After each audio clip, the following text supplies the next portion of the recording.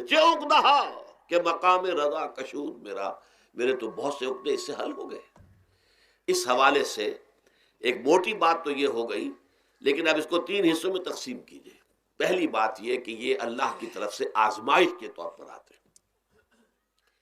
آزمائش، میرا بندہ اس پر صبر کرتا ہے یا نہیں، یا میرے خلاف بکواس کرنے پر آمادہ ہو جاتا ہے۔ اللہ تو ایسا ہے، اللہ نے تو ہم پر کبھی کرم کیا ہی نہیں ہے، اللہ تو ظالم، معاذ اللہ معاذ اللہ معاذ اللہ۔ کہیں ایسا تو نہیں، میرا بندہ جو ہے تکلیف کو جھیلتا ہے میری وجہ سے، یہ سمجھ کے کہ اللہ کی طرف سے آئی۔ یہ صبر جو ہے یہ بہت بڑی کامیابی ہے اگر انسان کو حاصل ہو جائے۔ اور اس صبر کے نتیجے میں 2 اور باتیں پیدا ہوتی ہیں۔ یہ مضامین علیحدہ علیحدہ دروس کے اندر آتے رہے ہیں، لیکن آج ایک نئے عنوان کے تحت جمع ہو کر آ رہے ہیں۔ پہلی بات یہ ہوتی ہے کہ یہ امتحان کا نتیجہ کیا نکلتا ہے کہ آپ نے ایک امتحان پاس کیا تو آپ کے اگلے درجے میں ترقی ہو جاتی ہے۔ 5ویں کا امتحان پاس کر لیا نا تو 6ٹھی میں جائیں گے، اب 6ٹھی کا امتحان پاس کریں گے تو 7ویں میں جائیں گے، 7ویں کا پاس کریں گے تو 8ویں میں۔ درجہ بدرجہ انسان کی دینی، ایمانی اور روحانی ترقی کا ذریعہ یہ آزمائش بنتی ہے۔ جتنا اس میں صبر ہوگا، جتنا اس میں تسلیم و رضا جو ہے آپ حاصل کرتے جائیں گے تو آپ کے درجے بلند ہوتے چلے جائیں گے۔ آپ کا امتحان کڑے سے کڑا آئے گا، بڑے سے بڑا آئے گا، مشکل سے مشکل تر آئے گا۔ ایک وقت میں ایم اے کا امتحان بھی آپ کو دینا ہوگا، ایک وقت میں ہو سکتا ہے پی ایچ ڈی کے لیے تھیسس آپ لکھیں، پھر اس کے اوپر جو ہے ٹیم بیٹھی ہوئی اور آپ سے وہ بحث کرے، جرا کرے آپ سے، وہ بھی کرنا ہوگا۔ لیکن یہ کہ اگر پرائمری ہی میں فیل ہو گئے تو اس کا سوال ہی پیدا نہیں ہوتا کہ کبھی آپ ایم اے کا یا پی ایچ ڈی کا تھیسس بھی لکھیں۔ اور اسی کو دوسرے انداز میں کہا گیا ہے قرآن مجید میں، وَلِيُبْلِيَ الْمُؤْمِنِينَ مِنْهُ بَلَاءً حَسَنًا۔ اصل میں ابلا کہتے ہیں، بلا یبلو جو ہے عربی زبان میں آتا ہے آزمانا۔ خلق الموت والحیات لیبلوکم ایکم احسن عملا، یہی معنی ابتلا کے بھی، ابتلا یبتلی آزمانا۔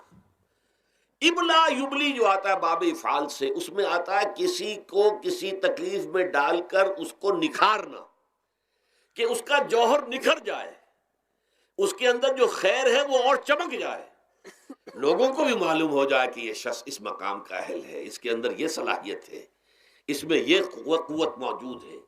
تو یہ گویا کہ اہل ایمان کی صلاحیتوں کو نکھارنے کے لیے اور ان کے درجات کی ترقی کے لیے بھی اللہ تعالیٰ دنیا کے اندر یہ مصیبتیں اور امتحانات جو ہیں آزمائش کے حوالے سے افراد پر بھی اجتماعی طور پر بھی لاتا ہے۔ اور ایک اس کا اور بھی ہے، اہل ایمان پر اس طرح کے ابتلاء و آزمائش کی ایک نوعیت اور بھی ہے، اور وہ یہ ہے کہ جو بھی آپ سے غیر ارادی طور پر یا یہ کہ آپ نے کوئی گناہ ارادی طور پر بھی کر لیا، اللہ تعالیٰ اس کی سزا اسی دنیا میں دے کر آخرت کی سزا سے محفوظ کر دیتا ہے۔ گویا کہ اس سے بڑا خیر کیا ہوگا؟ یہاں کی سزا کیا ہے؟ جھیل لی آپ نے، بخار آ گیا، ٹانگ ٹوٹ گئی، چلیے 3 مہینے آپ بستر پر پڑے رہے نا، اور کیا ہوا؟ کچھ نہیں۔ لیکن یہ کہ آخرت کی سزا ملتی بہت عظیم ہوتی، لہذا کفارہ بناتا ہے اللہ تعالیٰ ان گناہوں، ان جو بھی گناہ ہو گئے ہیں، غلطیاں ہو گئی ہیں، ان کا کفارہ اللہ تعالیٰ بندہ مومن کے لیے، حضور کی ایک حدیث ہے، اس کا متن مجھے اس وقت یاد نہیں ہے، کہ مومن کا معاملہ عجیب ہے، اسے کوئی تکلیف پہنچتی ہے صبر کرتا ہے، وہ اس کے گناہوں کا کفارہ بن جاتا ہے، اور اگر کوئی خوبی ملتی ہے اس پر اللہ تعالیٰ کا شکر ادا کرتا ہے، اس کے درجات بلند ہو جاتے ہیں۔ تو یہ معاملہ جو ہے اللہ تعالیٰ کی طرف سے بندہ مومن کے حق میں خیر، کہ در حقیقت اس کے ان گناہوں کی پاداش کہ جو اس نے یہاں کر لیے ہیں یہی دنیا میں دے کر دھو دیا جائے، پاک کر دیا جائے۔ جیسے آپ کو معلوم ہے دھوبی جو ہے کپڑے کو بھٹی میں چڑھاتا ہے، گرم پانی میں ڈالتا ہے کہ ڈالتا، تاکہ اس کا میل نکلے، اس کے آگے پٹکتا بھی ہے ذرا اس کو تاکہ وہ میل اچھی طرح چھٹ جائے اس سے۔ اسی طرح اگر دنیا میں ہمارے میل چھٹ جائیں، دنیا میں اگر ہمارے گناہ دھل جائیں تو یہ بڑے نفع کا سودا ہے، بڑے نفع کا سودا ہے، بڑے نفع کا سودا ہے۔ اس اعتبار سے آپ غور کیجئے کہ اگر یہ حقائق ہمارے سامنے رہے تو کیا کوئی تکلیف دنیا کی ہمیں بھاری محسوس ہوگی؟ ہمیں تو بتایا یہ گیا ہے کہ عسیٰ ان تکرہوا شیئا وہو خیر لکم وعسیٰ ان تحبوا شیئا وہو شر لکم واللہ یعلم وانتم لا تعلمون۔ ہو سکتا ہے کہ تم کسی چیز کو ناپسند کرو، دراصل کہ اسی میں تمہارے لیے خیر ہے، تمہیں نہیں پتا، اور ہو سکتا ہے تم کسی چیز کو پسند کرو، دراصل کہ اس میں تمہارا شر ہے لیکن تمہیں نہیں معلوم۔ اللہ یعلم وانتم لا تعلمون، اللہ جانتا ہے تم نہیں جانتے۔ اس حوالے سے سبردم بتو مایا خیشرا تدانی حساب کم و بیشرا، اے اللہ، اس کو کہتے ہیں تفویض۔ یہ سورہ تغابن کے درس میں یہ تمام مضامین تفصیل سے آتے ہیں کہ ایمان کے جو باطنی ثمرات ہیں اس میں سب سے پہلے مقام رضا ہے، پھر تفویض ہے، توکل ہے۔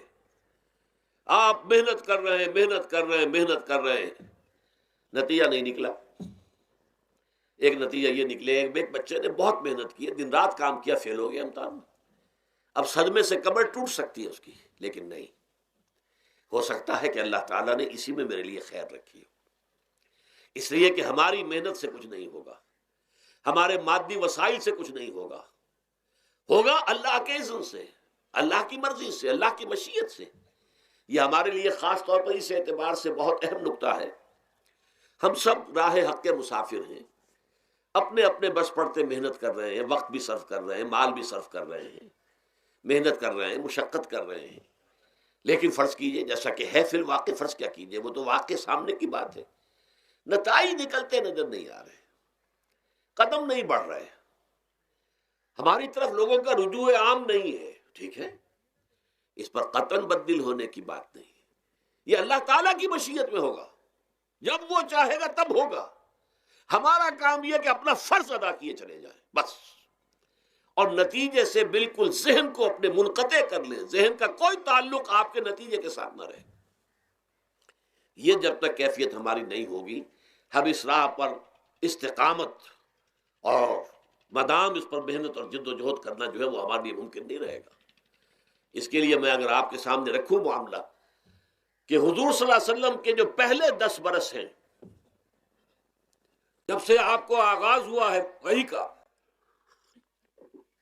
اس کے بعد سے پہلے 10 برس دن رات کی محنت، شدید مشقت، یہاں تک کہ اللہ بھی روک رہا ہے، نبی آپ اپنے آپ کو ہلاک کر لیں گے، لعلک باخع نفسک الا یکونوا مؤمنین، کیا آپ اپنے آپ کو اس صدمے میں ہلاک کر لیں گے؟ یہ ایمان نہیں لا رہے، اس قدر صدمہ۔ لیکن اس کے ساتھ یہ ہے کہ یہ نہیں ہے کہ نتیجہ نہیں نکل رہا تو کام چھوڑ کے بیٹھ جائیں، نہیں، معاذ اللہ، معاذ اللہ، نتیجہ نہ نکلے تو حضرت نوح علیہ السلام کی عمر بھی اگر حضور کی ہوتی، 950 برس بھی حضور دعوت دیتے، آپ کا کام تھا، آپ کا فرض تھا۔ حضرت نوح علیہ السلام بھی تو آخر اللہ کے ایک بندے تھے، اللہ کے رسول تھے، 950 برس تک دعوت دی ہے۔ فلبث فیہم 1000 سنۃ الا 50 عاما، یہ تو ہم مانتے ہی نا، اگر قرآن کے اندر نص قطعی صریح الفاظ نہ ہوتے کہ 950 برس تک رہے، ورنہ یہ بات سمجھ سے بالا تر ہے۔ عام طور پر معلوم ہوتا ہے کہ اس دور میں ابھی عمریں زیادہ تھی لوگ۔ بہرحال جو میں نے عرض کیا تھا کہ دکھ جس سے انسان متاثر ہوتا ہے، اس کی ایک قسم وہ ہے کہ جو ہمارے ارادہ اور اختیار سے باہر، اللہ کی مشیت سے، اللہ کے اذن سے، اللہ کی مرضی سے آتا ہے، اس کے لیے ہمارا کام صرف برداشت ہے۔ جو شے بھی ہمیں برداشت کی صلاحیت عطا کر دے وہی اس کا علاج ہے۔ جیسے آپ کو معلوم ہے کہ بخار بہت تیز چڑھا ہوا ہے، اس کی دوا نہیں ہے اسپرین یا کوئی اور پیراسیٹامول، بخار کی شدت کو کم کر دے گا، وہ کوئی علاج نہیں ہے۔ علاج تو ہوگا اگر معلوم ہو کہ کون سے جراثیم ہے، کس کی وجہ سے ہے، اس کا صحیح اینٹی بائیوٹک کون سا ہے، وہ علاج ہوگا۔ یہ علاج نہیں ہے، لیکن اس کی شدت کی کمی اور اس کے اندر جو احساس ہے جھیل جانے کا، وہ انسان کے لیے آسان ہو جاتا ہے۔